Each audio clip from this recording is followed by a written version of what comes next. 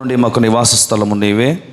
పర్వతములో పుట్టకమునపు భూమిని లోకమును నీవు పుట్టింపకమునపు యుగయుగములో నీవే దేవుడవు. నీవు మనుషులను మంటికి మార్చుచున్నావు, నరులారా తిరిగి రెండని నీవు సెలవిచ్చుచున్నావు. నీ దృష్టికి 1000 సంవత్సరములు గతించిన నిన్నటి వలెనున్నవి, రాత్రి అందలి ఒక జాము వలెనున్నవి. వరద చేతనైనట్టు నీ వారిని పారగొట్టి వేయగా వారు నిద్రింతురు. ప్రొద్దున వారు పచ్చగడ్డి వలె చిగురింతురు. ప్రొద్దున అది మొలచి చిగురించును, సాయంకాలమున అది కోయబడి వాడబారును. నీ కోపము వలన మేము క్షీణించుచున్నాము, నీ ఉగ్రతను బట్టి దిగులు పడుచున్నాము. మా దోషములను నీవు నీ ఎదుట నుంచుకుని ఉన్నావు. నీ ముఖకాంతిలో మా రహస్య పాపములు కనబడుచున్నవి. నీ ఉగ్రతను భరించుచునే మా దినములన్నీ గడిపితిమి. నిట్టూర్పులు విడిచినట్టు మా జీవితకాలము జరుపుకుందుము. మా ఆయుష్కాలము 70 సంవత్సరములు, అధిక బలమునున్న ఎడల 80 సంవత్సరములగును. అయినను వాటి వైభవము ఆయాసమే, దుఃఖమే. అది త్వరగా గతించును, మేము ఎగిరిపోవుదుము. నీ ఆగ్రహ బలము ఎంతో ఎవరికి తెలియను, నీకు చెందవలసిన భయము కలది పుట్టు నీ క్రోధము ఎంతో ఎవరికి తెలియను. మాకు జ్ఞాన హృదయము కలుగునట్లుగా జయము, మా దినములు లెక్కించుట మాకు నేర్పుము. దేవుడు తన పరిశుద్ధ లేఖన వాక్య భాగమును మనందరి వెనుకల్లో దీవించునుగాక. సమయాన్ని నాకు ఇచ్చినటువంటి సిఆర్ గారికి, అలాగే ఈ యొక్క రాత్రికాలపు వేళ ప్రత్యేకంగా వాక్య సందేశాన్ని అందించడానికి వచ్చిన దైవజనులు మృత్యుంజయ గారికి, కుటుంబానికి, చేరుకున్న సంఘ బిడ్డలందరికీ, తోటి సేవకులందరికీ కూడా ప్రత్యేకమైన వందనాలు. వాక్య లేఖనము చదివిన మరి కర్తకి శేఖర్ బాబు గారికి నా ప్రత్యేక వందనాలు తెలియపరుస్తున్నానండి. మరో వాక్య భాగాన్ని చదువుకుందాం.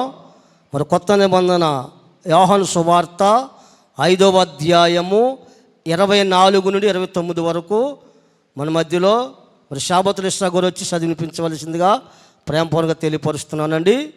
యోహాను సువార్త 5వ అధ్యాయము 24 నుండి 29 వరకు. పరిశుద్ధ గ్రంథములో నుండి యోహాను సువార్త 5వ అధ్యాయము 24వ వచనం నుంచి 29వ వచనం వరకు చదువుకుందామండి. నా మాట విని నన్ను పంపిన వాని యందు విశ్వాసం ఉంచేవాడు నిత్య జీవము గలవాడు. వాడు తీర్పులోనికి రాక మరణములో నుండి జీవములోనికి దాటి ఉన్నాడని మీతో నిశ్చయముగా చెప్పుచున్నాను. మృతులు దేవుని కుమారుని శబ్దము విను గడియ వచ్చుచున్నది, ఇప్పుడే వచ్చి ఉన్నది. దానిని వినువారు జీవింతురని మీతో నిశ్చయముగా చెప్పుచున్నాను. తండ్రి ఎలాగూ తనంతట తానే జీవము గలవాడై ఉన్నాడో, అలాగే కుమారుడును తనంతట తానే జీవము గలవాడై ఉండుటకు కుమారునికి అధికారము అనుగ్రహించెను.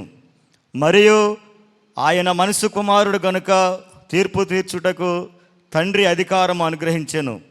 దీనికి ఆశ్చర్యపడకుడి, ఒక కాలము వచ్చుచున్నది, ఆ కాలమున సమాధులలో ఉన్న వారందరూ ఆయన శబ్దము విని మేలు చేసిన వారు జీవ పునరుద్ధానమునకును, కీడు చేసిన వారు తీర్పు పునరుద్ధానమునకును బయటికి వచ్చేదరు. ఈ పరిశుద్ధ లేఖన భాగము మనందరి వెనుకల్లో దీవించునుగాక. ఆమేన్. సమయం ఇచ్చిన సిఆర్ గారికి, అలాగే కుటుంబీకులకు, సంఘ బిడ్డలకు, దైవ సేవకులందరికీ పేరు పేరున నా హృదయపూర్వక వందనాలు. వాక్య లేఖనం చదివిన మరి షాబతుల్ ఇస్రా గారికి నా ప్రత్యేక వందనాలండి. మరి సమయంలో వాక్యం నడిపింపు కొరకు ప్రార్థన చేసుకుందాం. మన మధ్యలో మరి పందిరి విజయ్ కుమార్ గారు వారు వచ్చి వాక్యం నడిపింపు కొరకు ప్రార్థన చేయవలసిందిగా ప్రేమపూర్వకంగా తెలియపరుస్తున్నానండి. ప్రార్థన చేసుకుందామండి. అందరూ కూడా ప్రార్థనలు ఏకీభవించినట్లయితే చిన్న ప్రార్థన. సకల ఆస్తురచములకు కారణభూతుడైన మా ప్రియ పరలోకపు తండ్రి, గనుడు అయిన దేవాన్ని ఘనమైన నామాన్ని బట్టి నీకు స్తోత్రాలు చెల్లిస్తున్నాను తండ్రి. డొల్లా కిష్టపర్ గారిని, మగ్దలైన మరియ గారిని యవన కాలంలో జతపరిచి వారి యొక్క దాంపత్య జీవితాన్ని కృపలో జ్ఞాపకం చేసుకుని తండ్రి, 4 బిడ్డలను మీరు అనుగ్రహింపజేసిన విధానాన్ని బట్టి నీకు స్తోత్రాలు చెల్లిస్తున్నాం ప్రభా. మగ్దలైన మరియ గారిని ప్రభా, నరులారా తిరిగి రండిని మీరు పిలుచుకున్నారు. నీ పిలుపు అందుకుని నిత్య విశ్రాంతిలో ఉన్నటువంటి ఆత్మను జ్ఞాపకం చేసుకుని చుండగా తండ్రి, నీ దీవెన ఆశీర్వాదాన్ని ప్రభా వారి యొక్క కుటుంబానికి మీరు అనుగ్రహింపజేసి నడిపించండి. అలాగే వాక్య సందేశాన్ని అందించడానికి హైదరాబాద్ పట్టణం నుంచి ప్రభా మృత్యుంజయ్ గారిని సకాలంలో మార్గమంతట్లో కూడా మీరు తోడుగా ఉండి నడిపించిన విధానాన్ని బట్టి నీకు స్తోత్రాలు చెల్లిస్తున్నాను దేవా. నీ దోషులు నీ పక్షాన నిలబడి వాక్య పరిచర్య చేయుచుండగా నీ దోషుడు మాట్లాడితే వ్యర్థం తండ్రి. నీ దోషుని ఆత్మలో మీరుండి మాట్లాడితే కూడ వచ్చిన ప్రతి ఒక్కరికి కూడా ప్రయోజనం కలుగుతుంది కనుక నీ పరిశుద్ధాత్మ సహాయంతో నీ దాసుని ముఖాంతరంలో నుంచి కూడి వచ్చిన ప్రతి ఒక్కరితో కూడా మీరే మాట్లాడి తద్వారా నీ నామానికి మాత్రమే మహిమ ఘనత ప్రభావాలు ఆరోపించుకోమని యేసు శక్తి కలిగిన నామములో అడిగి పొందుకుని ఉన్న పరమ తండ్రి ఆమేన్. సరే, మంచిదండి. సమయం ఇచ్చినటువంటి సిఆర్ గారికి, వేదికను అలంకరించినటువంటి దేవుని యొక్క సేవకులకు, కూడి వచ్చిన మీ అందరికీ మమ్మల్ని ప్రేమతో ఆహ్వానించినటువంటి డొల్లా ఏబు గారి కుటుంబ సభ్యులందరికీ కూడా యేసుక్రీస్తు నామములో ప్రత్యేకమైన వందనాలు తెలియజేస్తాం. మంచిదండి. ప్రార్థన చేసిన మరి పందిరి విజయ్ కుమారి గారికి నా ప్రత్యేక వందనాలు తెలియపరుస్తున్నానండి. మరి శ్రేష్టమైన సమయంలో మన మధ్యలో మరి దేవుని సేవకులు రుచుంజయ్ గారి వాక్య సందేశము అందించవలసిందిగా ప్రేమపూర్వకంగా తెలియపరుస్తున్నామండి.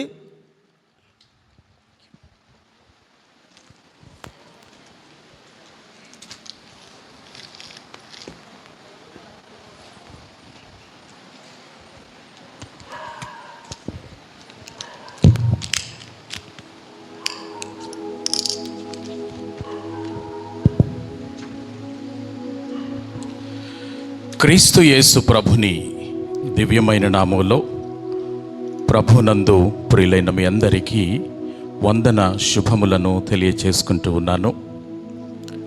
అలాగే ఈరోజు వేదిక మీద ఈ కార్యక్రమాలను నిర్వహించడానికి దేవుడు ఆహ్వానించిన ఈ ప్రత్యేక కుటుంబానికి అనుకూలింపచేసిన గౌరవ అభిషిక్త దైవజనులైన వారందరికీ పేరు పేరున నా వందనాలు తెలియచేసుకుంటూ ఉన్నాను. ప్రియులారా, ఇలా నేను మీ మధ్యలో నిలబడినప్పుడు పోయిన సంవత్సరము ఏప్రిల్ నెల 23వ తారీఖు నాకు గుర్తుకు వచ్చింది. అప్పుడు మీ మధ్యలో ఇలాగే నిలువబడి మన సంఘం ఏర్పాటు చేసిన సభలలో వాక్యోపదేశం చేసిన జ్ఞాపకాలు నాకు ఉన్నాయి. ఆనాటి నుంచి నిజానికి ఈనాటి వరకు ఈ సంఘంతో, ఇక్కడుంటున్న కొంతమంది పెద్దలు, దేవుని సేవకులతో,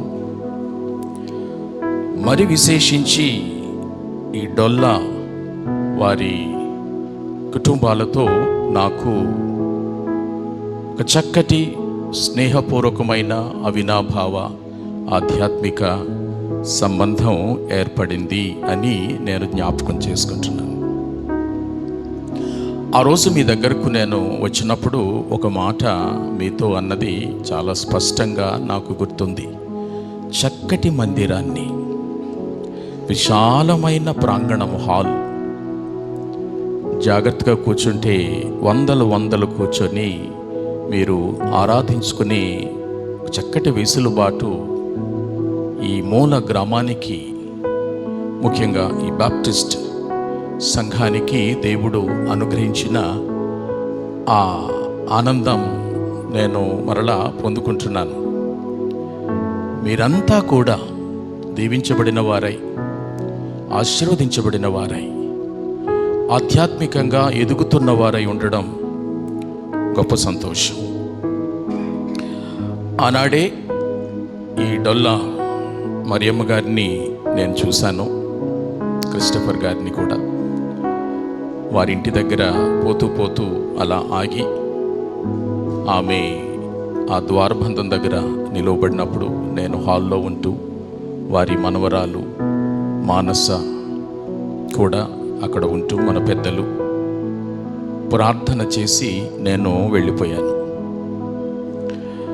అదే సమయంలో వారి ప్రియ కుమారుడు, ఏకైక కుమారుడు డొల్లా యోబు గారితో నేను ఫోన్లో వారు కువైట్లో ఉంటున్నప్పుడు మాట్లాడి పలకరించి ముందుకు సాగిపోయారు. ఇక ఆనాటి నుంచి ఈనాటి వరకు ఏమో అది దేవుడు పెట్టిన ఒక ప్రేమ అనండి, ఒక బంధం అనండి, ఒక ఆధ్యాత్మిక భావన అనండి, వారు తరచూ అక్కడ నుంచి నాకు ఫోన్స్ చేస్తూ, వాయిస్ మెయిల్స్ పెడుతూ, వారి వివరాలు చెబుతూ, ప్రార్థనలు కోరుతూ, నేను కూడా జవాబులు ఇస్తూ, ఇలా అది ఇదిగో 1 సంవత్సర కాలం పాటు అది ఉంది. ఆ సంవత్సరం గిర్రున తిరిగి వచ్చేసింది. ఆ రోజు చూసిన మరియమ్మ గారు ఇవాళ లేరు. వారు ప్రభుని సన్నిధిలో ఉన్నారు. సమయంలో వారు విడిచి వెళ్ళిన వారి ప్రియ భర్త, మరి తండ్రి గారు క్రిస్టోఫర్ గారికి దేవుడు ఈ దంపతులకు ఇచ్చిన శ్రేష్టమైన 4 సంతానం. వారిలో వారి పెద్ద కుమార్తె గుల్లా ఎలిజబెత్ వారికి, తరువాతి కుమార్తె కొమ్ము రేఖ వారు వారి కుటుంబానికి, అలాగే ఆఖరి కుమార్తె చెల్ల భవానీ వారి కుటుంబానికి, ఏకైక కుమారుడు మరి యోబు వారి కుటుంబం, ఇటు అటు ఉన్న బంధుమిత్రాదులు, మన సంఘం 50 మందికి నా ప్రగాఢమైన మరి సానుభూతిని తెలియచేస్తూ, దేవుని యొక్క శాంతి, సమాధానము, నెమ్మది, నిరీక్షణ ఈ కుటుంబ సభ్యుల పట్ల కొనసాగాలని, వారు ధైర్యపడాలని నేను ప్రార్థన చేస్తున్నాను. కువైట్ నుంచి రేఖ కాల్ చేసి ఇందాక మాట్లాడుతూ ఆమె చాలా దుఃఖపడడం జరిగింది. దాదాపు 3 కుమార్తెలు, కుమారుడు, అంత మంచి తల్లి. వారు వారి తల్లి గురించి మంచి సాక్ష్యం చెప్తున్నారు. మర్చిపోలేకపోతున్నానండి అని అంటున్నారు. ఎలా మర్చిపోతారు?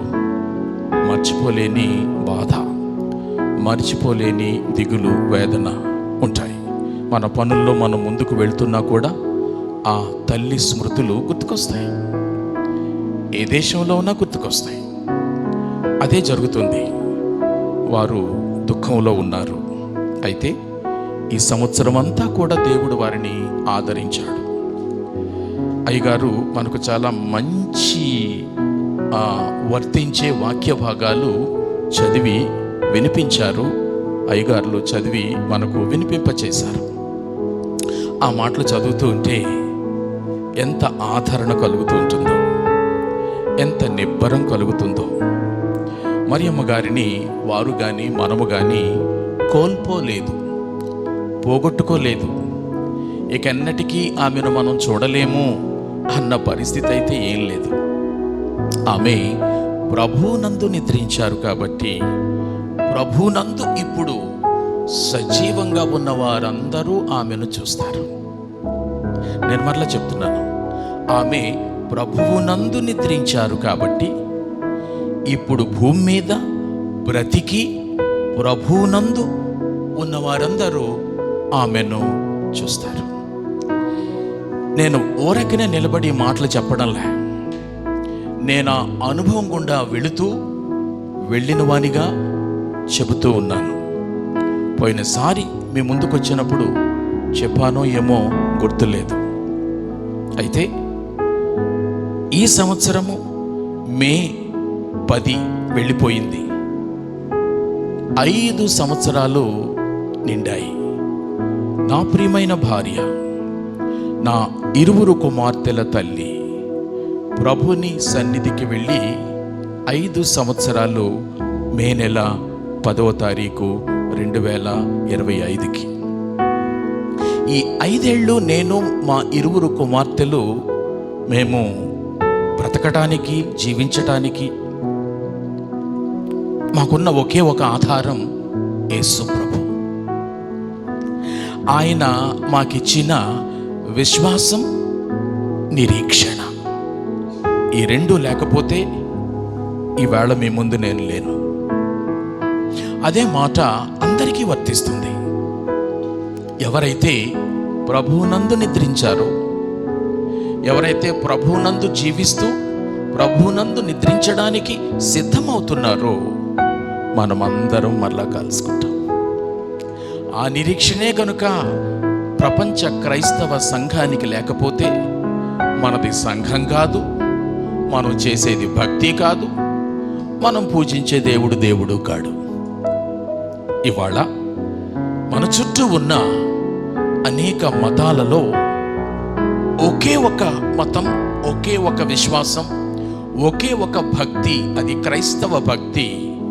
ఇందులోనే ఒక మనిషి మరణించిన తర్వాత ఏమవుతాడు, ఎక్కడికి వెళ్తాడు అన్న విషయాలు చాలా స్పష్టంగా ఉన్నాయి. యోబు గారిని నేను అడిగాను, బాబు మీరు వచ్చి 2 మాటలు చెప్పండి, అయ్యగారులు పిలుస్తారు అని అంటే ఆయన లేదండి మీరే చెప్పండి, మీరే మాట్లాడండి అని ఈ వేదిక దగ్గరకు పెద్దల మధ్యకు రావడానికి కాస్త బెరుగుపడి, అయితే వెనకుండి అన్ని ఏర్పాట్లు తను తన కుటుంబము చేస్తూ ఈవేళ ఒక చక్కటి సభ, మధ్యాహ్నం ఆమె జ్ఞాపకార్థ స్మృతితో కూడిన ఆ సహవాస భోజనాలు జరిగాయి. ఈ రాత్రి మరియమ్మ గారి జ్ఞాపకార్థ స్మృతి కృతజ్ఞత ప్రార్థన జరుగుతుంది. కొన్ని నిమిషాల్లో మనం అందరం ఇక్కడి నుండి వెళ్ళబోతున్నాం. మరి ఈ సమయంలో సిఆర్ జేమ్స్ గారు, అలాగే కాపరి ఇశ్రాయేల్ గారు, ముందు నేరెదిగిన మన సంఘ పెద్దలు అనేక మంది, ముఖ్యంగా శేఖర్ వారి తమ్ముడు అశోక్ నన్ను రిసీవ్ చేసుకొని రావడం, ఇలా మన పెద్దలైన వారిని అందరినీ పేరు పేరున నేను పలకరిస్తున్నాను. ముందు చెప్పాను, మరలా చెప్తున్నాను, మీ మధ్యకు నేనేదో ఒక స్పీకర్గా, ఉపదేశకునిగా వచ్చి వెళ్ళిపోయిన వానిగా లేకపోయాను. సంవత్సరం క్రిందటి ఆ పరిచయము ఇంకా అది కొనసాగుతూ ఉంది అని నేను జ్ఞాపకం చేస్తూ, మీ పట్ల నాకు ఒక ప్రత్యేకమైన మనస్సు ఉంది, ఇష్టం ఉంది అని మీకు తెలియచేసుకుంటూ కొన్ని నిమిషాలు దేవుని వాక్యాన్ని మనము కలిసి ధ్యానం చేసుకుందాం. పిల్లరా, బహు జాగ్రత్తగా వినండి. నేను ఎక్కువ సమయం తీసుకొని, ఎందుకంటే నేను కూడా ట్రైన్కి వెళ్ళి టీపీ గూడెంలో బండి పట్టుకోవాలి. అందుకని 10 లోపున నేను ముగించేస్తాను. 9 గంటల 2 నిమిషాలు నా వాచి చూపిస్తుంది. పర్వాలేదా? రైట్? వినండి. ఒక ఆయన ఉన్నాడు, సంపన్నుడు, ధనవంతుడు, 3 అంతస్తుల ఇంటి మీద ఉన్నాడు ఆయన. అలా రోడ్డు వైపుకు పైనుంచి ఇలా వంగి చూశాడు. తన ఇంటి ముందు వారగా రోడ్డు ప్రక్కన ఉంచిన తన చెత్త వేసుకునే డబ్బా, ఆ డబ్బాలో ఎవరో ఒక ఆయన చెయ్యి పెట్టి ఏదో వెతుకుతూ ఏదో సంచిలో వేసుకుని వెళ్ళిపోతున్నాడు. ఈ పైనుంచి చూస్తున్న సంపన్నుడు, ధనవంతుడు అనుకుంటాడు, ఓ దేవా నీకు వందనాలు, ఎందుకంటే నేను ఆ పేదవాని వలె లేనందుకు అంటాడు. మంచి విషయమే. ఆ పేదవాడు ఆ చెత్త బుట్టలో నుంచి ఏదో ఏరుకొని రోడ్డెక్కి వెళ్ళిపోతున్నాడు. వెళ్ళిపోతూ ఉంటే అటువైపు నుంచి చింపిరి బట్టలు, చింపిరి తలతో ఏదేదో మాట్లాడుకుంటూ ఇంకొక ఆయన ఎదురొస్తున్నాడు.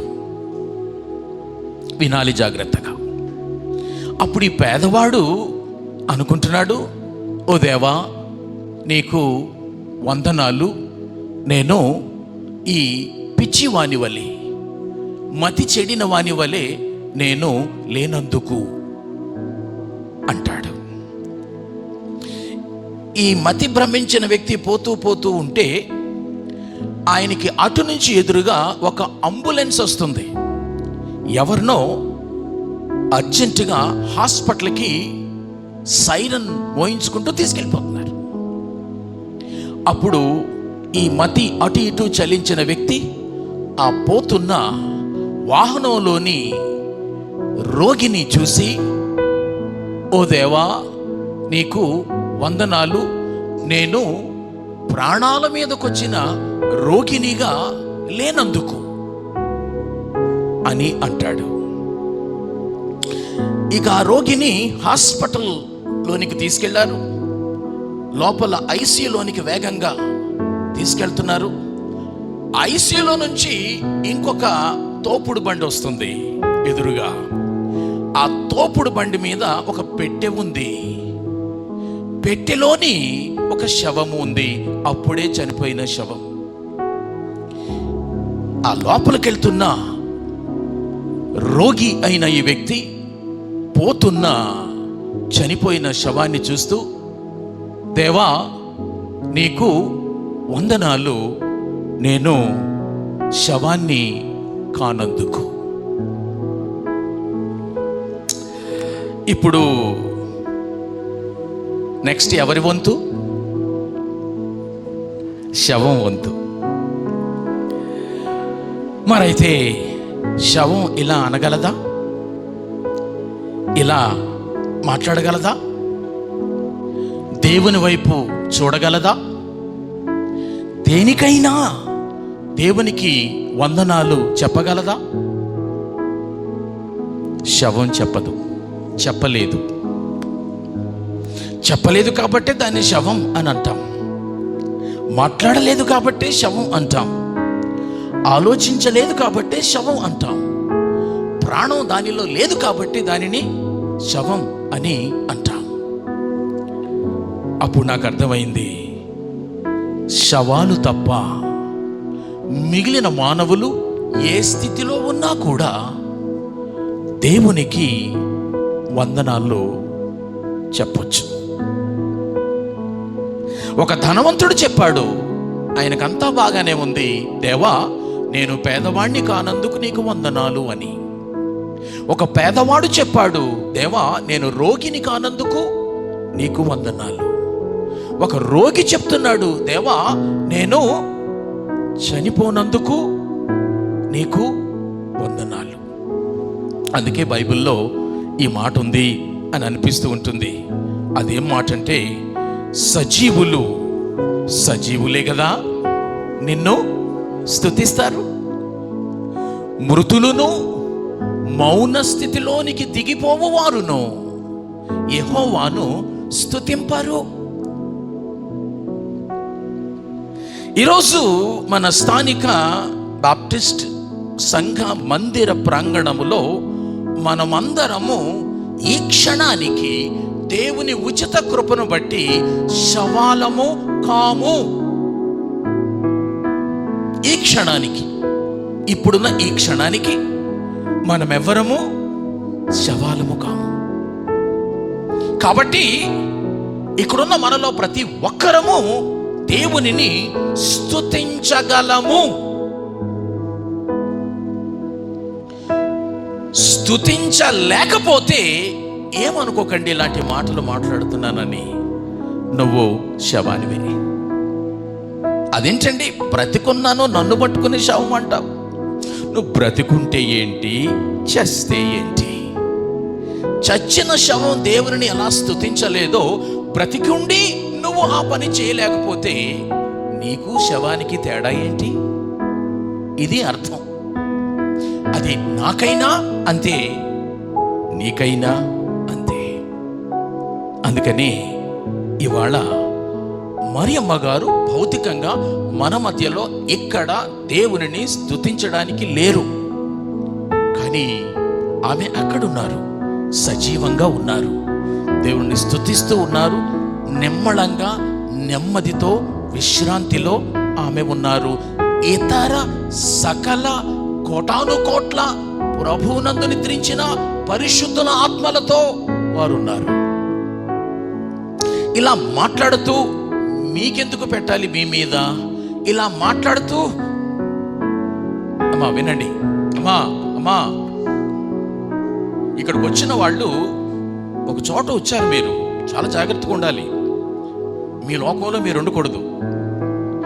ఇలా నేను మాట్లాడుతూ ఉండగా నా శ్వాస ఆగిపోతే ఇక నేను భౌతికంగా ఇక్కడ దేవుణ్ణి స్తుతించలేను. నా శరీరాన్ని శవం అంటారు, నా ఆత్మ ప్రభువునందు నిద్రించిన పరిశుద్ధులతో అది చేరుతుంది, అక్కడ విశ్రమిస్తుంది. తిరిగి మన ప్రభు అయిన యేసుక్రీస్తు తన రెండవ రాకడలో మధ్యాకాశమునకు పరిశుద్ధుల ఆత్మలను వెంట పెట్టుకొని వచ్చే వరకు వారందరూ విశ్రాంతిలో ఉంటారు. కాబట్టి ఈరోజు మనము దుఃఖపడడానికి ఈ మీటింగ్ పెట్టుకోలేదు. దుఃఖం ఉంటుంది,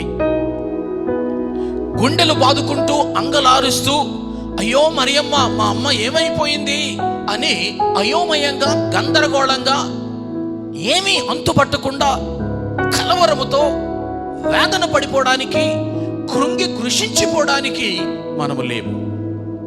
అవసరం లేదు మనకి. అయితే మనం ఎందుకు కూర్చున్నాం ఈరోజు మొదటి సంవత్సరం అంటే ఆమె జీవితాన్ని బట్టి మనము స్తుతించడానికి దేవునిని. ఏమండి, నన్ను అడిగితే ఏముందండి ఆమెను బట్టి స్తుతించడానికి అనంటే, ఆమెకు ఆస్తిపాస్తులున్నాయా, ఆమె గడించి పెట్టి వెళ్ళిందా, లేదా ఆమెకు కొడుకులున్నారా, కూతుళ్ళున్నారా, వారికి ఎలాంటి పెళ్లిళ్ళు చేసి వారిని ఎలా చేసింది, ఇవి కాదు. ఆమె యేసు ప్రభువును నమ్ముకున్నారా లేదా, ఇది అసలైన విషయం. ఒకడు సర్వలోకమును సంపాదించుకొని కడకు తన ప్రాణమును పోగొట్టుకున్న ఎడల వానికి ఏమి ప్రయోజనము? కాబట్టి ఇవాళ మన మరియమ్మ గారిని దేని కొరకు జ్ఞాపకం చేసుకోవడం లేదు, ముఖ్యంగా ఒకదాని కొరకు మాత్రమే. అదేంటంటే ఆమె తన పాపములను ఒప్పుకొని ప్రభుని రక్తములో కడుగబడినదై రక్షించబడి బాప్తిస్మం ద్వారా సంఘ సహవాసములో చేర్చబడి తాను బ్రతికి ఉన్న చివరి క్షణం వరకు ఆమె దేవునిలో ఉండి నిద్రించి వెళ్ళింది. ఇదే మనము ఆమెను బట్టి దేవుణ్ణి స్తుతించడానికి మనకున్న ప్రథమ కారణం.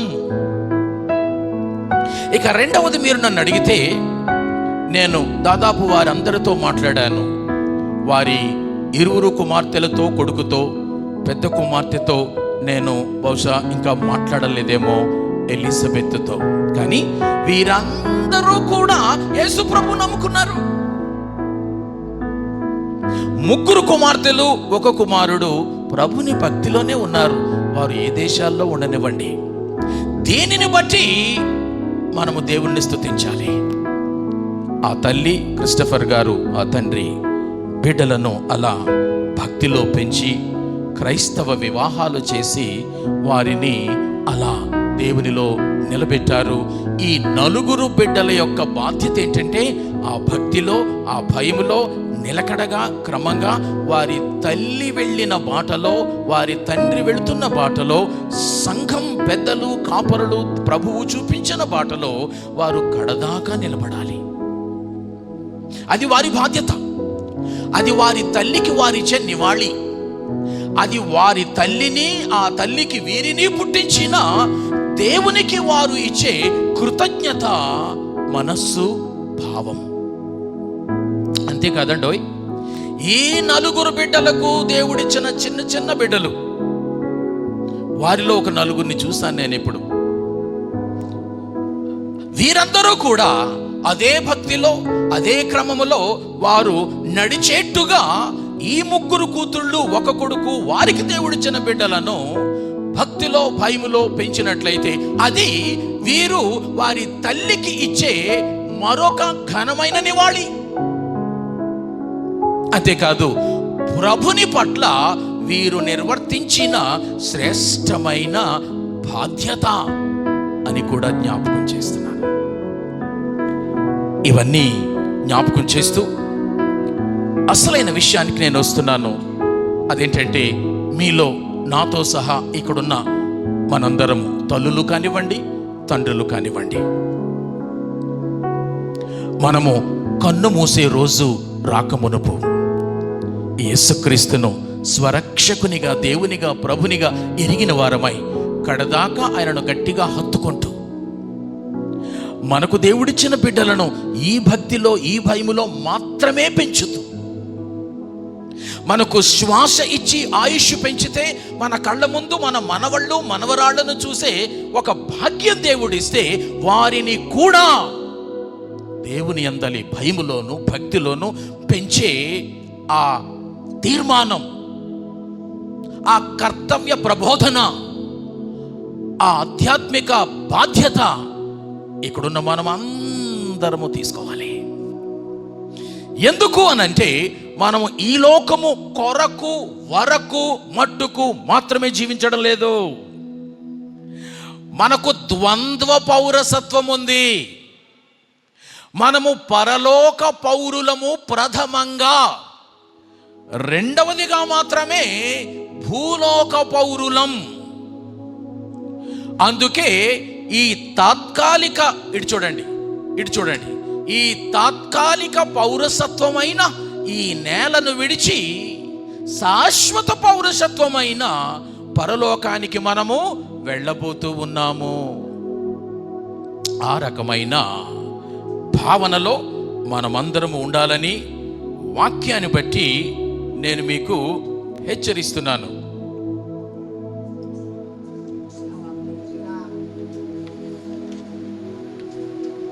రైట్, నేను ఒక 2 ఉదాహరణలు మీ ముందు ఉంచుతాను. నన్ను చూడండి, మీరు అర్థం చేసుకోండి.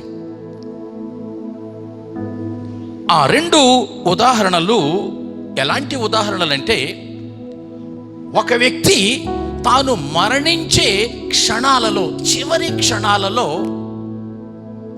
ఏమని మాట్లాడుతూ ఎలా మరణించాడు అని ఒక ఆయన గురించి, మరొక ఆయన గురించి మీ ముందుకు నేను తీసుకొస్తాను. ఒక ఆయన ఫ్రెంచ్ దేశానికి సంబంధించిన వాడు, తత్వవేత్త, రచయిత. అతడు 1694వ సంవత్సరంలో జన్మించాడు. 1779వ సంవత్సరంలో మరణించాడు. వినండి, అతని పేరు వాల్టర్.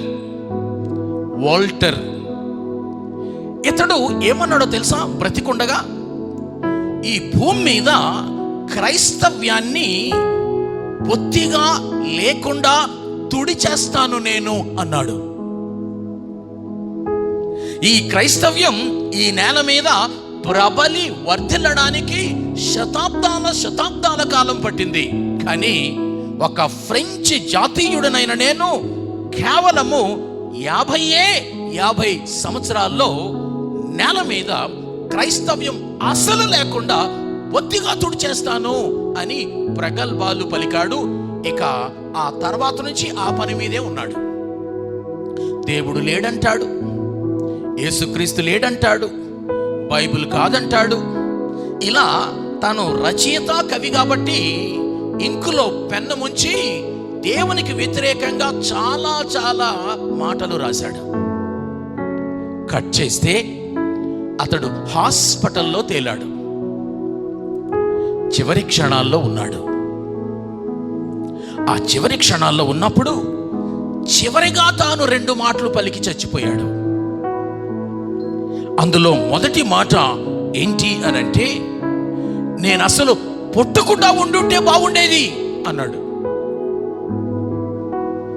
రెండో మాట, ఓ యేసు, ఓ క్రీస్తు, దేవుని చేత మనుషుల చేత ఇలా విడవబడిన వాడనై నేను చావాల్సిందే అన్నది రెండవ మాట. జాగ్రత్తగా వినండి. మొదటి మాట, నేను అసలు పుట్టకుండా ఉంటే బాగుండేది. ఇక చివరి మాట, ఓ క్రీస్తు, ఓ యేసు, దేవుని చేత మనుషుల చేత విడువబడిన వాడనై నేను ఇలా చావాల్సిందే అన్నాడు. ఇక ఊపిరి లేదు, చచ్చిపోయాడు. ఆ హాస్పిటల్లో ఆమెకు వైద్యం సహాయం పరిచర్య చేస్తున్న నర్స్ అంటది, అమ్మ బాబోయ్, నేను ఇట్లాంటోడికి ఇంకొకటికి నేను వైద్య సహాయం చెయ్యను. అదేంటండి, ముఖం చూస్తుంటే నరకం కనిపించింది ఆయన ముఖంలో. చచ్చిపోయేదాకా దేవుణ్ణి దూషిస్తూనే ఉన్నాడు. ఆ ముఖం భయంకరంగా ఉంది, కందగడ్డలాగా పొంగిపోయింది, కళ్ళు పొడుచుకుని బయటకు వచ్చేటట్టు. ఏంటండి, మీకు ఒక నమస్కారం, ఈ యూరప్ ఖండములో ఉన్న డబ్బంతా తీసుకొచ్చి నా గౌనులో మీరు వేస్తానన్నా ఇంకొకటికి ఇలాంటోడికి నేను సేవ చేయను. అమ్మో అన్నది ఆ నర్స్.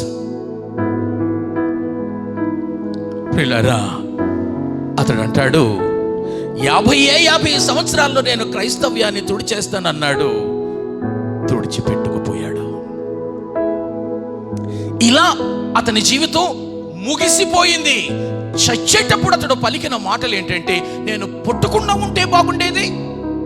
2, ఇలా చావాల్సిందే నేను, అందరి చేత విడువబడిన వాడనై అని అంటూ ఏ క్రీస్తు లేదు, ఏ యేసుకు వ్యతిరేకంగా కలం పెట్టి మాటలు రాశాడో ఆయననే ఉద్దేశించి ఆయన పేరే పలికి చివరి మాటగా మాట్లాడి చనిపోయాడు. ప్రియులారా, ఇలాంటి దిక్కుమాలిన చావులు ఎవరికి వద్దు.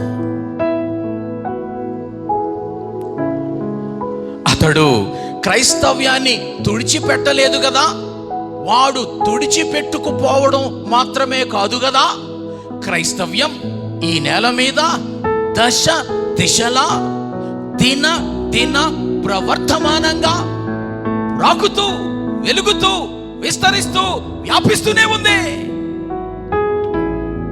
ఎవ్వడు దీన్ని అడ్డుకోలేడు, ఎవ్వడు ఆపలేడు. ఇక్కడ కూర్చొని ఈ మాట మాట్లాడుతుంటే నేనేదో ఒక డజన్ పిల్లర్ల మీద స్లాబ్ వేసిన బిల్డింగ్లో మాట్లాడడం లేదు. బిల్డింగ్ను కాదు నేను చూస్తున్నది, ఇక్కడుంటున్న యేసుక్రీస్తును స్వరక్షకునిగా ఎరిగి సంఘముగా కూడి ఉన్న మీ మధ్యలో ఉండి మాట్లాడుతున్నాను నేను. ఎందుకు అనంటే ఈ సంఘం గురించి 2000 సంవత్సరాల క్రితం యేసు ప్రభువు మాట్లాడాడు. ఆయన, నేను నా సంఘమును కట్టుదును, పాతాళ లోక ద్వారములు దాని ఎదుట నిలువనేరవు. అదే జరిగింది, జరుగుతూనే ఉంది, ఇంకా జరుగుద్ది. ఆ రకంగా దిక్కుమాలిన చావు చనిపోయాడు. అతడు క్రీస్తునందు చనిపోలేదు, క్రీస్తుకు శత్రువుగా చనిపోయాడు. దిక్కుమాలిన కుక్క చావు చచ్చాడు. అతని స్నేహితులు చివరిగా హాస్పిటల్లో పరామర్శించి చూద్దామంటే, అదేంటండి ఆ ముఖంలో అంత తేడా ఉంది, చూడలేకపోతున్నాం. ఆ రౌద్రం, ఆ కోపం, ఆ పగ, ఏదో నరకం అంతా వీడి ముఖంలోనే ఉంది అన్నట్టు చూడలేకపోతున్నామండి అని సాక్ష్యం ఇచ్చారు. ఇంకొక ఆయన్ని మీకు జ్ఞాపకం చేస్తాను. వీరందరూ చరిత్రలో ఉన్నవారండి, నిజంగా జీవించిన వారండి, నిజంగా మరణించిన వారు కూడా. నేను ఇప్పుడు మాట్లాడుతున్న ఈ 2వ ఉదాహరణ నెపోలియన్ బోనాపార్టీ. వినాలి, నన్ను చూడాలి. ఎందుకు తిరుగుతారు మీరు? నన్ను పిలిచిన తర్వాత సంఘ పెద్దలైన వారు మీరు క్రమంగా ఉండాలి, సభ క్రమంగా జరిగేటట్టు సహకరించాలి. ఎలా పడితే అలాగా మనం ఉండకూడదు, నాతో సహా. ఇది దేవుని సన్నిధి, జాగ్రత్త సుమా. నెపోలియన్ బోనాపార్టీ, ఈయన ఫ్రెంచ్ నియంత. ఇతడు 5 లక్షల మంది ఫ్రెంచి వాళ్ళ చావుకు కారకుడయ్యాడు. 5 లక్షల మందిని చంపేశాడు. అయితే చివరికి బ్రిటిష్ వాళ్ళు ఆ ఫ్రెంచ్ దేశాన్ని ఆక్రమించుకున్న తర్వాత ఈ నెపోలియన్ బోనాపార్టీని సెయింట్ హెలీనా అనే ఒక ద్వీపానికి శిక్షలో భాగంగా పరవాసిగా పంపేశారు. చంపకుండా ద్వీపంలో అక్కడ ఉంచారు. ఆ ద్వీపంలో కూడా నేలమాళిగలో అడుగున ఉంచారు, బయటకు కనబడకుండా. అతడు అలా వెళ్ళాడో లేదో అతని భార్య ఇక్కడ ఇంకొక ఆయన పెళ్లి చేసుకుంది, మ్యారీ లూయిస్ అనే ఆమె. అంటే అర్థం ఏంటండి? మీకు అర్థమవుతుంది. ఆయన అలా వెళ్ళాడో లేదో, శిక్ష మీద సెయింట్ హెలీనా ద్వీపానికి వెళ్ళాడో లేదో, ఈమె ఇంకొక ఆయన పెళ్లి చేసుకుంది. కొడుకులు ఉన్నారు, ఎవరు ఆయనకు ఉత్తరాలు రాయలేదు. ఆ నేలమాళిగలో నుంచి ఒకసారి ప్రకృతిని చూడడానికి భూమి ఉపరితలం మీదకు రావాలంటే ఎవరో తోడు ఉండాల, సైనికులు తోడుండి వస్తాడు, మళ్ళీ లోపలికి వెళ్ళిపోవాలి. ఒక నియంత, ఒక రాజు, ఒక చక్రవర్తి. కానీ లక్షల మందిని చంపినప్పుడు తన మీద గెలిచిన బ్రిటిష్ వాళ్ళు ఆయనకు శిక్షనిచ్చి సెయింట్ హెలీనా ద్వీపానికి పంపినప్పుడు అక్కడే తుది శ్వాస విడిచాడు. అక్కడే అతన్ని పాతిపెట్టారు. ఎందుకు ఈ మాట చెప్తున్నానంటే, అతడి సమాధి మీద ఒకే ఒక మాట, లేదా ఇంగ్లీష్లో 2 పదాలు రాసుంది, హియర్ లైస్. హియర్ లైస్ అంటే అర్థం ఏంటంటే, తెలుగులో వినండి, నన్ను చూడండి అమ్మా. అంటే అర్థం ఏంటంటే, ఇక్కడ వీడు పాతి పెట్టబడ్డాడు, అంతే. వీడు ఇక్కడ పాతి పెట్టబడ్డాడు. ఒక గొప్ప సామ్రాజ్యానికి గొప్ప నియంత తుది చావు మనుషులు లేని ఒక చోట జరిగింది. అతడు చస్తే అక్కడే పాతి పెట్టారు. పాతి పెట్టి మొక్కుబడిగా ఒక మాట రాశారు, వీడిక్కడ చచ్చాడు.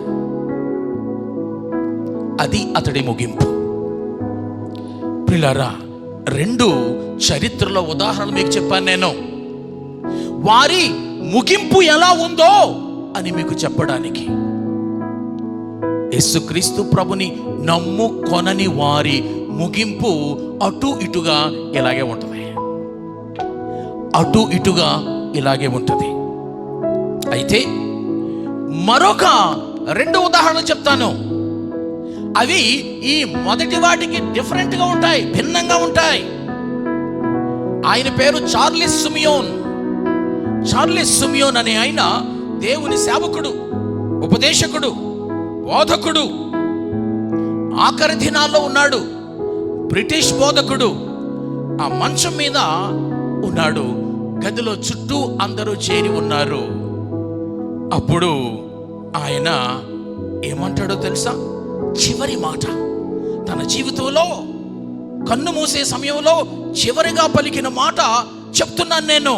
అదేంటంటే, నా యేసయ్య చేతుల్లోనికి నా ఆత్మను తృప్తిగా అప్పగించుకొనుచున్నాను అన్నాడు. కళ్ళు మూసేశాడు. నా యేసయ్య చేతుల్లోనికి నా ఆత్మను తృప్తిగా అప్పగించుకొనుచున్నాను. కళ్ళు మూసేశాడు చార్లెస్ సిమియన్. ఇదండి, ఇలా చావాలి. ఎలా బ్రతకాలి అన్న దాని గురించి మనం ఎక్కువగా ఆలోచిస్తాం. బ్రతకడం కోసం దేశ విదేశాలు వెళ్తాం, అనేక పాట్లు పడతాం. మంచిదే, మంచిగా చేసినంత కాలం. కానీ ఆ పని చేస్తూ ఉన్నప్పుడు నేను మరొక పని కూడా చేయాలి. అదేంటంటే, నేను మంచిగా చావాలి. మంచిగా చావడం అంటే ఎలాగండి? ఇదిగో చార్లెస్ సిమియోన్లా, నా యేసయ్య చేతుల్లోనికి నా ఆత్మను తృప్తిగా అప్పగించుకొనుచున్నాను. ఆయన ముఖంలో చిరునవ్వు, ఒక ఆనందం, ఒక సంతృప్తి. వాల్టర్ ముఖంలో నరకం కనబడినట్టు లేదు, చార్లెస్ సిమియోన్ ముఖంలో పరలోకం కనబడుతుంది. ఈయన ముఖంలో. యేసు ప్రభు నమ్ముకున్న వారి ముగింపు క్షణాలు అలాగే ఉంటాయి. మరొక ఆయన్ని కూడా చెప్పి ముందుకెళ్ళి ముగిస్తాను. ఈ మరొక ఆయన చైనా ఇన్లాండ్ మిషన్ వ్యవస్థాపకుడు హడ్సన్ టేలర్. హడ్సన్ టేలర్ ఈయన ఇంగ్లాండ్ దేశం నుంచి మన ప్రక్కనున్న చైనా దేశానికి మిషనరీగా వచ్చాడు. అద్భుతమైన పరిచర్య చేశాడు. ఇక మరణించే సమయం అది. అప్పుడు అంటాడు, నేను చాలా బలహీనంగా ఉన్నాను. మొదటి మాట, నేను బైబిల్ను చదువుకోలేకపోతున్నాను. రెండవ మాట,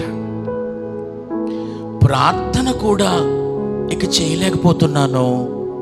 మూడవ మాట, మంచం మీద ఉండి క్షణాల్లో చనిపోతాడన్న మనిషి, ఒక గొప్ప మిషనరీ మాట్లాడుతున్న మాట.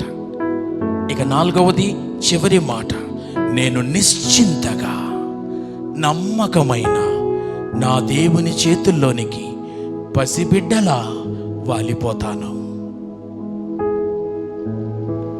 ఇక నిశ్చింతగా నమ్మకమైన నా దేవుని చేతుల్లోనికి పసిబిడ్డగా వాలిపోతాను. వాలిపోయాడు హడ్సన్ టేలర్.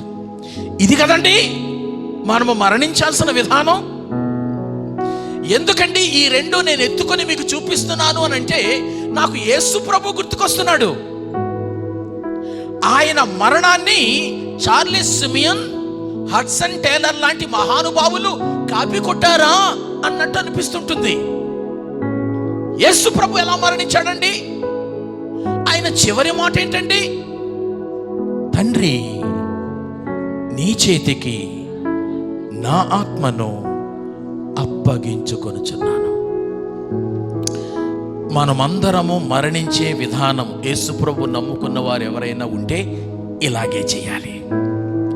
సిమియోన్ తన ఆత్మను దేవునికి అప్పగించుకున్నాడు. హడ్సన్ టేలర్ చివరి క్షణంలో తన ఆత్మను తండ్రికి దేవునికి అప్పగించుకున్నాడు. మన రక్షకుడైన యేసుక్రీస్తు చివరి మాట మాట్లాడుతూ తన ఆత్మను తండ్రికి అప్పగించుకున్నాడు.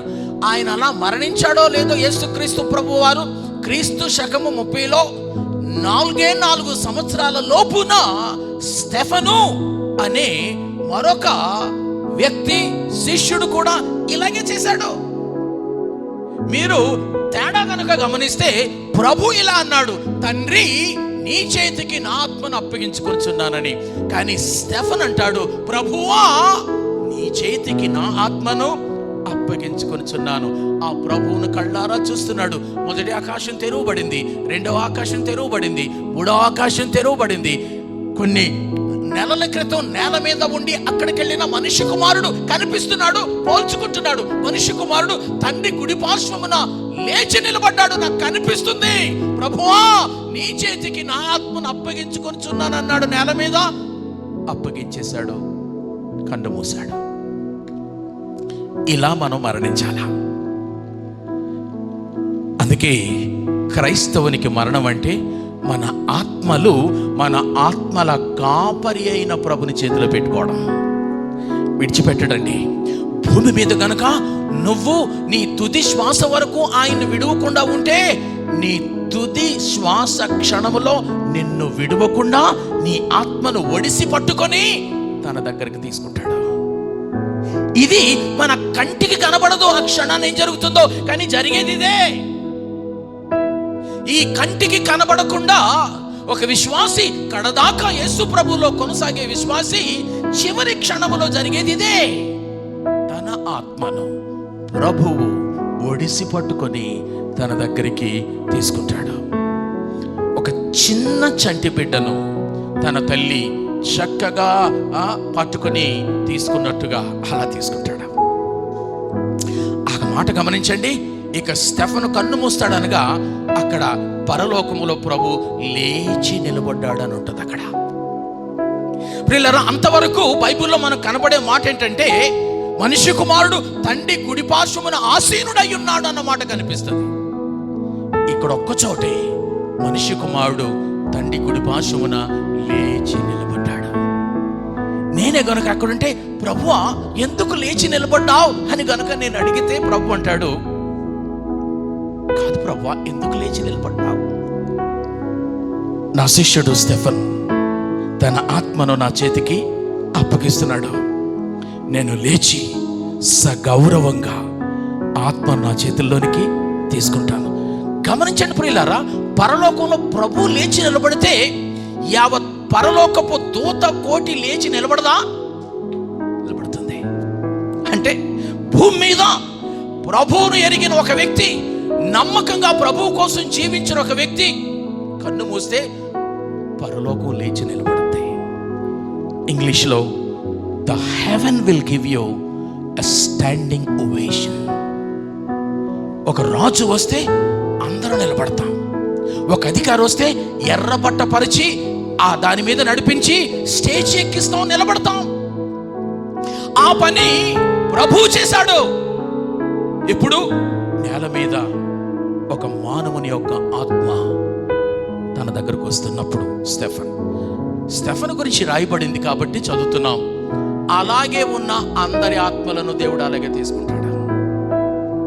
అయితే నేను దాని కొరకు సిద్ధంగా ఉన్నానా లేదా అన్నది ఎవరు మట్టుకు వాళ్ళు మనం ఆలోచించాలి. ఈ మాటలు చెబుతూ ఇక నాకున్న ఈ కొన్ని నిమిషాల్లో మరణం అంటే ఏంటో నేను జ్ఞాపకం చేసి నేను కూర్చుంటాను. ప్రియులారా, క్రైస్తవులకు మరణము అంటే ఏంటో బైబిల్ వివరించినంత స్పష్టంగా తేలికగా ఇంతేనా మరణం అంటే అని చెప్పినంతగా ఇక ఏ ఇతర మతాలలో ఏ దేవుడు దేవత చెప్పలేదు, చూపించలేదు, రాయలేదు, రాయించలేదు. బైబిల్లోనే ఉన్నాయి. ఇవి చెబితే మీరు ఆశ్చర్యపోతారు. తెలియనివి కావు, తెలిసినవే. అన్నీ ఒక చోట కూడబోసి నేను చెబుతాను వేగంగా. ఒక 15 నిమిషాల్లో నేను ముగిస్తాను. ఈరోజు నీకు నాకు తెలియాల్సింది ఏంటంటే, పరిశుద్ధ గ్రంథములో మరణాన్ని దేనితో పోల్చారు అనంటే, మరణం అంటేనట, నేను అడుగుతాను, నా ప్రసంగం మీరు మర్చిపోయినా నేను చెప్పే ఈ మాటలు గుర్తుండాలి చివరికి అందరికీ, నాకు కూడా. మరణం అంటే నిద్ర. మరణం అంటే చెప్పండి, నిద్ర. ఇది ప్రభువు స్వయంగా ఆయనే మరణం గురించి మాట్లాడుతూ పోల్చి చెప్పాడు. ప్రభువే యోహాను సువార్తలో 11వ అధ్యాయములో లాజరు మరణమునకు సంబంధించిన నేపథ్యములో ఈ మాట అన్నాడు. లాజరు నిద్రించుచున్నాడు. అడుగుతున్నాను, చెప్పండి, నిజానికి లాజరు నిద్రించాడా, చచ్చిపోయాడా? చెప్పరే. చనిపోయాడు. చనిపోయి 3 రోజులు అయ్యింది, 4వ రోజు అది. కానీ నింపాదిగా వచ్చి అంటాడు, లాజరు నిద్రించుచున్నాడు. ఇప్పుడు మీరు నాకు చెప్పాలి, యేసు ప్రభు పొరపాటు పడ్డాడు, అతడు చచ్చిపోయాడని యేసయ్యకు తెలియదు, నిద్రపోతున్నాడని అనుకున్నాడు, అందుకే లాజరు నిద్రపోతున్నాడు అన్నాడు అంటారా? అంటారా? చెప్పరే. కాదు. లాజరు నిజంగా చనిపోయాడన్న విషయం ప్రభువుకు తెలుసు, ఆయన దేవుడు కాబట్టి. తెలిసి కూడా లాజరు చచ్చిపోయాడు, మరణించాడు అని అనకుండా నిద్రించాడు, నిద్రిస్తున్నాడు, నిద్రపోతున్నాడు, మనం మేల్కొల్పడానికి వెళ్దాం రండి అంటే అర్థం ఏంటి? మరణాన్ని ప్రభువు నిద్రతో పోల్చాడు. నిద్రపోయిన వాళ్ళు మరలా లేస్తారా, లేవరా? రాత్రి పండుకుంటాం, ఇప్పుడు వెళ్ళి మనం అందరం మరలా లేస్తామా లేదా? ఉదయం లేస్తాం. అంటే అర్థం ఏంటి తెలుసా? యేసు ప్రభు నమ్ముకున్న వారికి మరణం నిద్ర లాంటిదనంటే, వారు మరణించిన వెంటనే మరలా లేస్తారు. వారి ఆత్మ వారి శరీరంతో పాటు ఉండిపోదు. వారి శరీరమును వారి ఆత్మ విడిచి లేచి ప్రభు దగ్గరికి వెళ్తుంది. ఇప్పుడు మనకు ఒక మాట గుర్తుకు రావాలి. కాగా మొన్నైనది మరలా వెనుకటి వలె మంటికి చేరును, కానీ ఆత్మ దాన్ని దయచేసిన దేవుని యొద్దకు, ఈ ఆత్మ మధ్యలో 1 నెల రోజుల పాటు గాల్లో తిరగదు. ఈ ఆత్మ 1 నెల రోజుల పాటు నీ ఇంటి చుట్టూ తిరగదు. నీ కొండలో ఉండదు, నీ పెట్టెలో ఉండదు, అటక మీద ఉండదు, నీ చెక్కంలో ఉండదు, ఎక్కడా ఉండదు. ఇవన్నీ వాళ్ళు అంటారు, నమ్మకండి, అబద్ధాలు ఇవి. ఇలా ఈ శరీరాన్ని ఆ ఆత్మ విడిచిన మరుక్షణము ఫ్లైట్ ఎక్కదు, రైలు ఎక్కదు, బస్సు ఎక్కదు, అక్కడ ఉంటుంది. ప్రయాణం శరీరానికి, ఆత్మకు కాదు. ఆత్మ నువ్వు ఊహించలేనంత వేగములో అక్కడ ఉంటుంది. దానికి వాహనాలు అక్కర్లేదు. కాబట్టి ప్రియులారా, క్రైస్తవులకు అనగా ప్రభువుని ఎరిగిన వారికి మరణము నిద్ర లాంటిది. అమ్మయ్య, అయితే మరలా లేస్తానన్నమాట. లేస్తావు. యేసునందుంటే నువ్వు లేస్తావు. మరి అమ్మగారి గురించి ఈవేళ ఆ మాట మనం అనగలం, ఆమె ప్రభువునందు ఉంది కాబట్టి. రెండవది, ప్రభువునందు ఇప్పుడున్న వారికి మరణము రెండవ పోలిక ఏంటంటే, అదొక ప్రయాణం. అది ఒక ప్రయాణము. 2 తిమోతి 4:6లో అపోస్తుడైన పౌలు అంటాడు, నేను వెడలిపోయే కాలము సమీపించి ఉన్నది. ప్రియులారా, నేను ఈ ఉదయం తెల్లవారు 5:05 సికింద్రాబాదులో వందే భారత్ ట్రైన్ ఎక్కి విజయవాడలో 9:35 దిగి 10 గంటలకు నేను కోనార్క్ ఎక్కి తాడేపల్లిగూడెంలో 11 గంటల చిల్లరకు నేను దిగాను. ఇదిగో మీ దగ్గరికి ఇక్కడికి వచ్చాను. హైదరాబాద్లో ప్రయాణం చేసి వెడలి బయలుదేరి ఇక్కడికి వచ్చాను. ప్రయాణం చేసేవాడు ఉన్న ఊరు వదిలిపెట్టి వెళ్ళాలనుకున్న ఊరికి వెళ్తాడు, అక్కడ దిగుతాడు. నేను అర్ధవరంలో లేకపోతే ఇక లేనట్టు కాదు, హైదరాబాద్లో ఉన్నాను. మరణం కూడా అంతే, మరణం కూడా అంతే. మరియమ్మ అర్ధవరంలో లేదు అంటే ఇక లేదా? ఎవరన్నారు? ఆమె ప్రయాణం చేసింది ఇక్కడ నుండి పరలోకానికి, పరమపురికి. ఇదండి మరణం అంటే, అదొక ప్రయాణం. మూడవది, మరణం అంటే నివాస మార్పు. నివాస మార్పు. సొంత ఇళ్ళున్నోళ్ళు సరే, వాళ్ళకి ఏ బాధలు తెలియవు. అద్దె ఇళ్లలో ఉన్న వారి బాధలు ఒకటా రెండా? ఏమండి, వీడికి నచ్చకపోయినా ఇల్లు ఖాళీ చేయాలా? ఓనర్లకు నచ్చకపోయినా ఇతడే ఇల్లు ఖాళీ చేయాలి.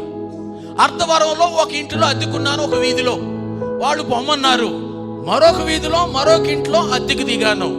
మరణం అంటే అంతే క్రైస్తవునికి, ఈ ఇంట్లో నుంచి ఆ ఇంట్లోకి మారినట్టు. నివాస మార్పు. కొన్నిసార్లు ఈ ఊరిలో నుంచి మరొక ఊరిలోకి మారినట్టు, కొన్నిసార్లు ఈ దేశం నుంచి మరొక దేశానికి నివాసం మారినట్టు. మరణం అంటే నివాస మార్పు.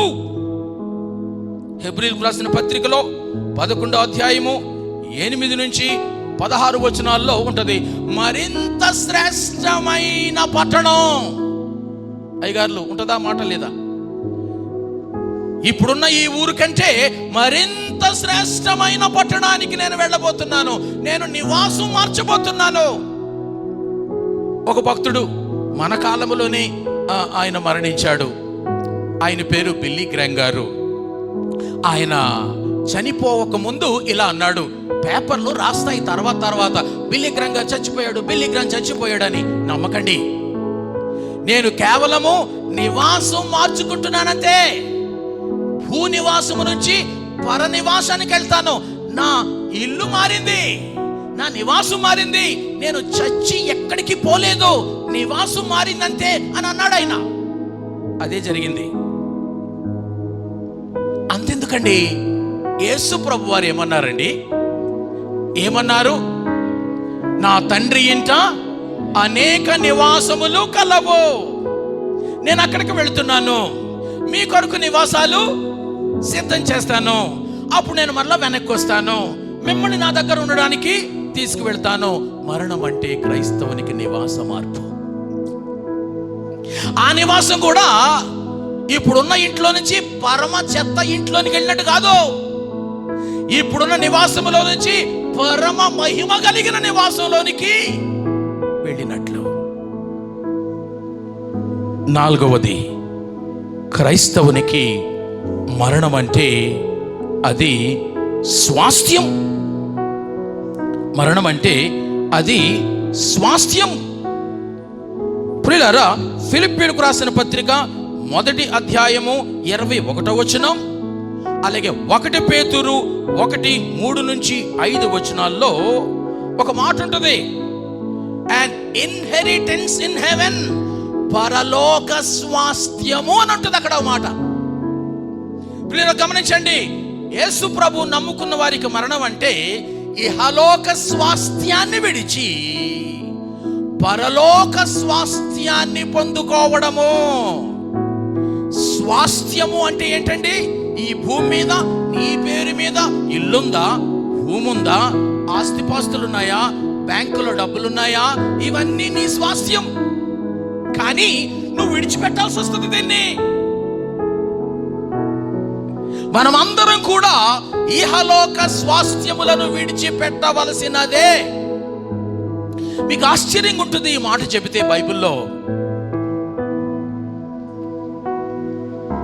అబ్రహామా, నీకు పాలు తేనెలు ప్రవహించే కనాను దేశాన్ని స్వాస్థ్యంగా నీకు నీ సంతానానికి ఇస్తాను అన్నాడు. బాగుంది ప్రభువా. అక్కడికి నడిపించాడు, ఆ దేశంలో కాలు పెడుతున్నాడు. ఆగాగు, కాలు పెడుతున్నావు కానీ, ఇప్పుడున్న ఇశ్రాయేలు దేశం అండి, కాలు పెడుతున్నావు కానీ ఇది నీ స్వాస్థ్యమే కానీ ఇక్కడ నేను 2 అంతస్తులు ఇల్లు కడతాను, 3 అంతస్తులు ఇల్లు కట్టుకుంటానంటే కుదరదోయ్ అన్నాడు. అదేంటి ప్రభువా, నేను వదిలి వచ్చిన ఊరు అనే ఊరిలో ప్రపంచంలోనే అత్యంత నాగరికత కలిగిన ఆ దేశంలో మాకు అప్పుడే 2 అంతస్తుల బిల్డింగ్ ఉంది, నాకు కట్టడం కూడా తెలుసు ప్రభువా, ఇది ఎడారైతేనేంటి నేను కడతాను కదా. వద్దు అన్నాడు దేవుడు. మరేం చేయమంటావు ప్రభువా? గుడారాలలో ఉండు. ఓకే, అలాగే ఉంటాను. మరైతే ఇదంతా నాదే అంటావు, నాకు స్వాస్థ్యంగా ఇచ్చేసానంటావు, నన్ను ఒక ఇల్లు కట్టుకొనివ్వవు, ఇక్కడ నా పేరు మీద ఏది ఉండదా, నేను గుడారాల్లోనే ఉండాలా అని ఇన్ని సంవత్సరాలు నడిచి వచ్చిన అబ్రహాము అడగడంలో అర్థం ఉంది. అప్పుడు దేవుడు అంటాడు, ఇస్తాను నీకు ఒక స్వాస్థ్యంగా నీ పేరు మీద. అమ్మయ్య, ఏంటి ప్రభు అది? అయ్యగారులు చెప్పాలి, ఏంటండి స్వాస్థ్యంగా అబ్రహాముకి ఇచ్చాడు? శ్మశానం. మక్పేలా గుహ 400 షెకిల్స్ పెట్టి కొనుక్కున్నాడు. మన బాటలో చెప్పాలంటే అబ్రహాం పేరు మీద దేవుడు తనకిస్తానన్న యావత్ ఇప్పటి ఇశ్రాయేలు పాలస్తీనా భూభాగంలో తనకు స్వాస్థ్యంగా ఉన్నది శ్మశానం. అబ్రహాము పేరు మీద ఆ దేశంలో రిజిస్టర్ ఆఫీసులో రిజిస్టర్ అయిన నేల ఏదైనా ఉంటే అది భూములు కాదు, ఇళ్ల స్థలాలు కాదు, ఇదంతా నీదే అంటాడు. కానీ నువ్వు ఇక్కడ ఏది కట్టుకోవద్దు అంటాడు, నీ పేరు మీద ఏది ఉండొద్దు అంటాడు. నీ సంతానానికి ఇస్తాలే, నీకు చూపిస్తున్నానంతే, నువ్వు గుడారంలోనే ఉండు, నువ్వు అడిగావు కాబట్టి నీకు నేను దేనికి అనుమతిస్తాను తెలుసా? ఒక శ్మశానం కొనుక్కో. అలాగే కొన్నాడు మక్పేలా గుహ. అది తప్ప అబ్రహాముకు స్వాస్థ్యము నేల మీద ఇంకొకటి లేదు. చూడ్డానికి అదంతా అబ్రహాముదే, కానీ తన పేరు మీద ఉన్నది శ్మశానం గుహ. అక్కడే తన భార్యను పాతి పెట్టాడు, అక్కడే తాను పాతి పెట్టబడ్డాడు. కాబట్టి ఇప్పుడు ఇలారా, ఇది నాన్న ఆ స్థితికి వచ్చేసరికి అబ్రహాముకు ఆత్మీయత పెరిగింది, ఆధ్యాత్మికత పెరిగింది, విశ్వాసం పెరిగింది. ఫీల్ అవ్వలేదు, ప్రభువా నాకు స్వాస్థ్యం ఇక్కడేంటి, నాకు స్వాస్థ్యం అక్కడ కదా, పునాదులు గల ఆ పట్టణం అది నా స్వాస్థ్యం, మెరుగైన పట్టణం, మేలైన పట్టణం, స్వాస్థ్యము నాకు అది, ఇక్కడ నాకు లేదని ఫీల్ అవ్వను ప్రభువా. మనం కూడా ఆ స్థితికి ఎదగాలి. కాబట్టి 4వది ఏంటంటే క్రైస్తవునికి మరణం అంటే స్వాస్థ్యము. 5వది క్రైస్తవునికి మరణం అంటే విలువైనది. ఈ మాటలు తరచూ మన పాస్టర్ గారు ఇలాంటి సందర్భాల్లో లేదంటే ఆ సమాధి చేసే కార్యక్రమాల్లో వాడుతూ ఉంటారు. యెహోవా భక్తుల మరణం ఆయన దృష్టికి విలువగలది. కీర్తన 116:15. విలువైనది వివరించాలా? దేన్ని అక్కర్లేదు. విలువైనది ఎక్కడ దాచుకుంటారండి మీరు? మనం ఎవరమైనా విలువైనది ఎక్కడ దాచుకుంటాం? లాకర్లో దాచుకుంటాం. బీరువా లాకర్లో లోపల. ఇప్పుడు అన్ని డిజిటల్ లాకర్లు వచ్చాయి, ఎవరికి తెలియదు ఆ నంబర్లు పెట్టాలో. ఆ లోపల ఎక్కడ విలువైనది. యెహోవా భక్తుల మరణం అలాగే విలువైనది. ఆయన దాచుకుంటాడు, మనల్ని చాలా ప్రత్యేకంగా చూసుకుంటాడు ఆయన. కాబట్టి అందుకే క్రైస్తవ భక్తిలో మాత్రమే మరణానికి ఈ వివరణలు ఉన్నాయి, ఇంకెక్కడ లేదు. భయపెట్టేస్తారు వాడు నిన్ను. కానీ ప్రభు దగ్గరకు వస్తే, యేసును నమ్ముకున్న వారికి మరణం అంటే భయం కాదు, అదొక గొప్ప భాగ్యం అన్నంతగా ఈ వివరణలు నేను చెప్పడం లేదు, బైబిలే రాస్తుంది. 6వది, యేసు ప్రభువు నమ్ముకుని ఈ నేల మీద ఉన్న వానికి మరణం అంటే మేలు. ఏంటి? మేలు. పిల్లరా, బైబిల్లో ఉన్న ఒక మాట చెప్తున్నాను, ఒకని జనన దినము కంటే మరణ దినం మేలు. పిల్లరా, మేలంటే మంచి మాట చెడ్డ మాట? మంచి మాట.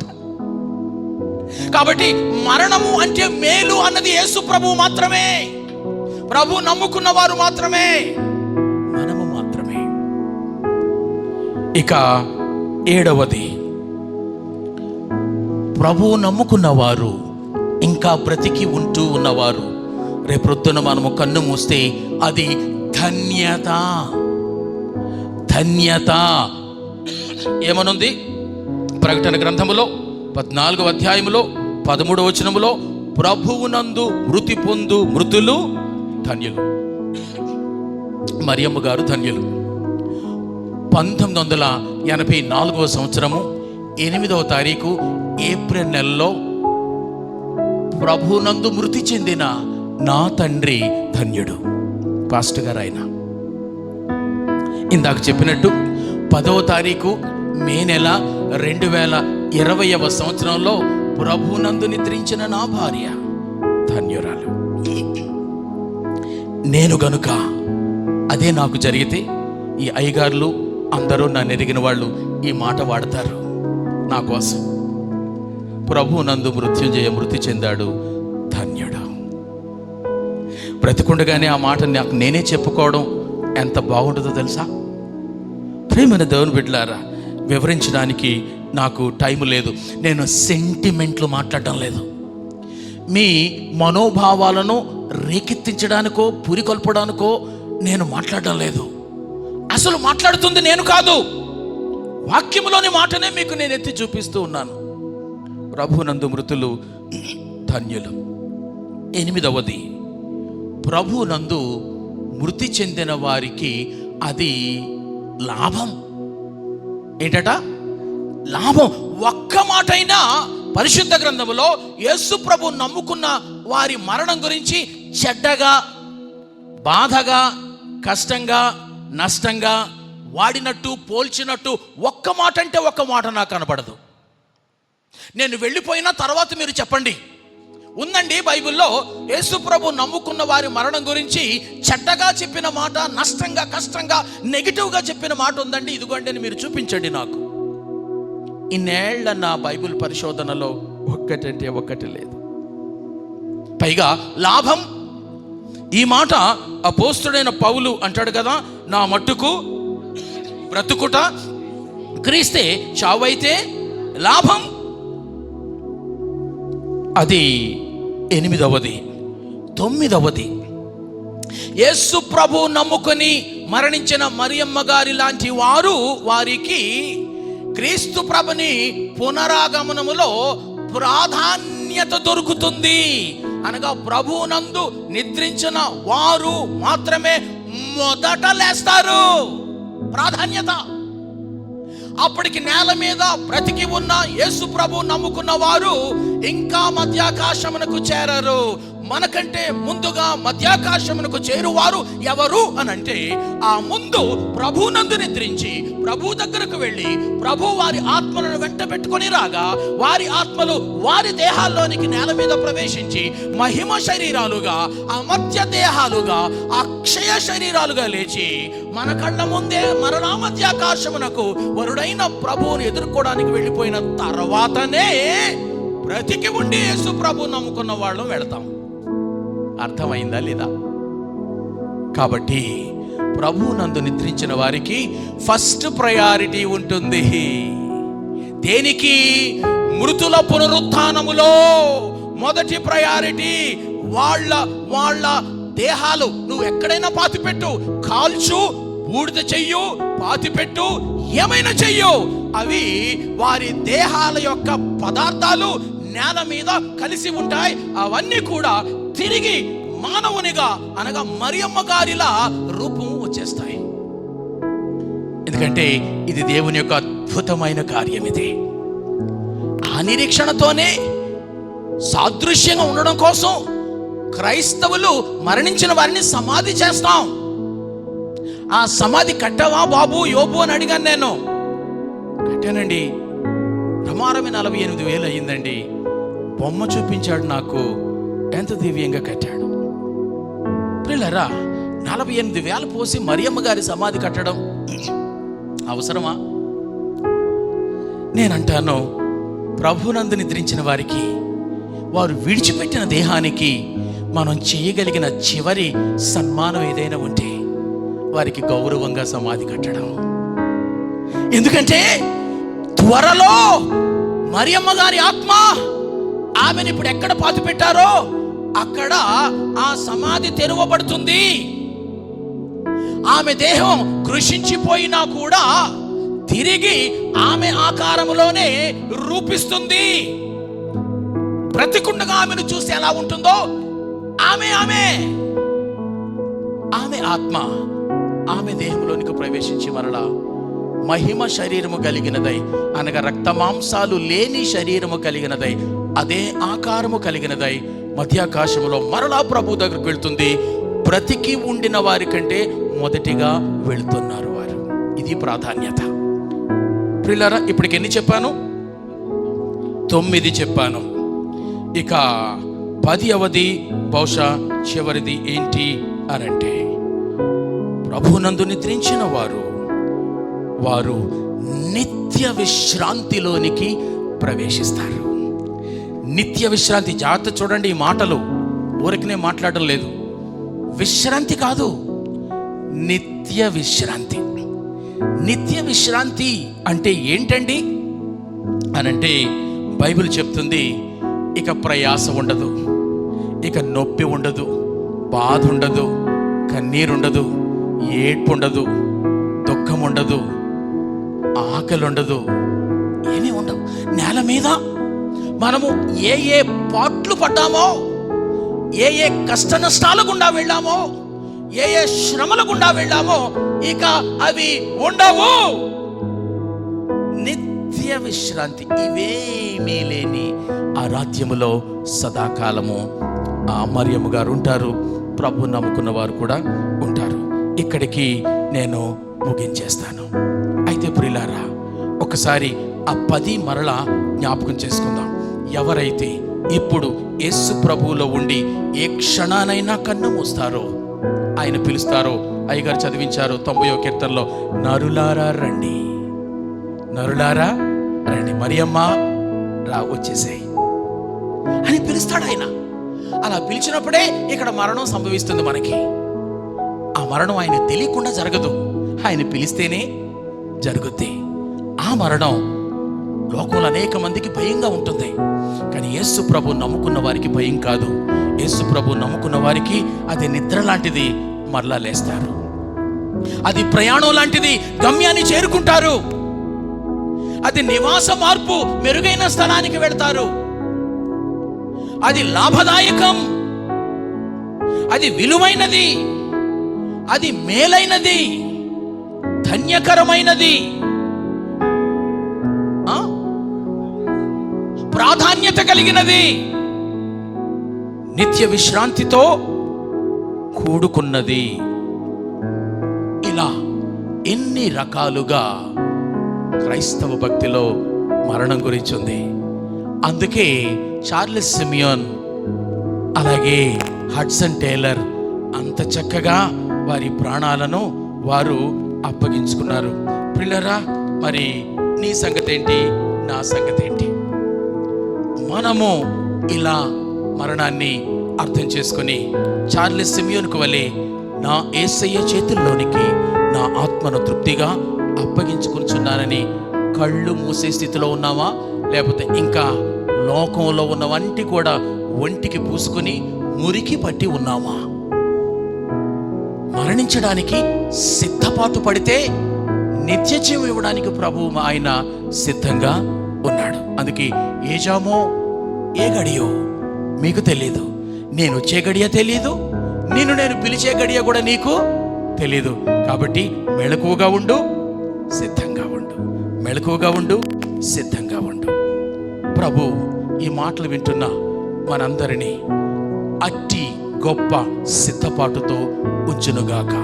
ఈ సిద్ధపాటు రక్షణతో మొదలవుతుంది. యేసు ప్రభు నీకు దేవుడా, యేసు ప్రభు నీకు ప్రభువా, యేసు ప్రభు నీకు రక్షకుడా? అటు ఇటు ఊగిసలాడకుండా ఈయన్నే పట్టుకుని ఉన్నావా? భక్తి సక్రమంగా చేస్తున్నావా?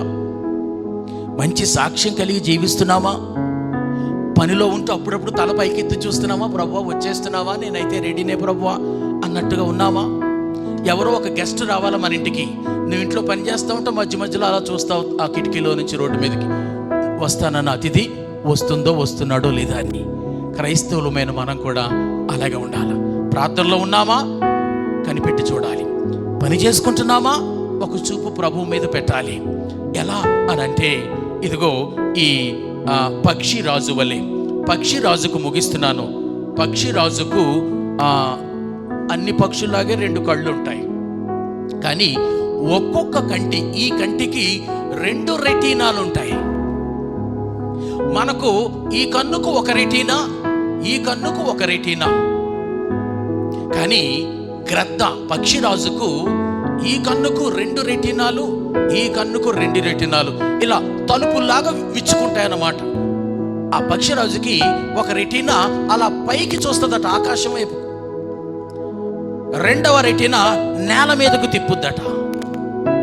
పక్షిరాజు అది ఎగిరేది ఆకాశంలో. ఆ 2 కళ్ళల్లో ఉన్న 2 రెటీనాలలో, తలుపులు లాంటి రెటీనాల్లో ఒక కిటికీ అటు తెరిచినట్టు, ఒక కిటికీ ఇటు తెరిచినట్టు ఒక రెటీనా పైకి చూస్తుందట, ఒక రెటీనాతో క్రిందకు చూస్తుందట ఏకకాలములో. పైకి ఎందుకు చూస్తుందట తెలుసా?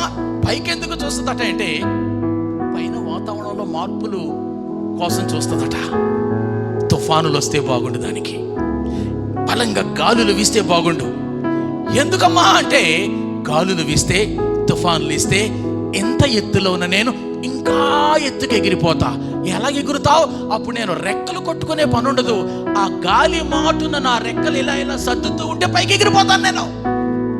అందుకే బైబిల్లో పక్షి రాజు వలె రెక్కలు చాపి పైకి ఎగురుతారు. ఒక రెటీనాతో ఆ పని చేస్తుంది అది. 2వ రెటీనాతో నేల మీద చూస్తుంది.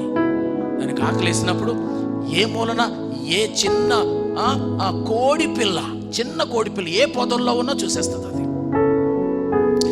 రివ్వున వచ్చి ఆ కోడి పిల్లను ఎత్తుకుని పోతుంది.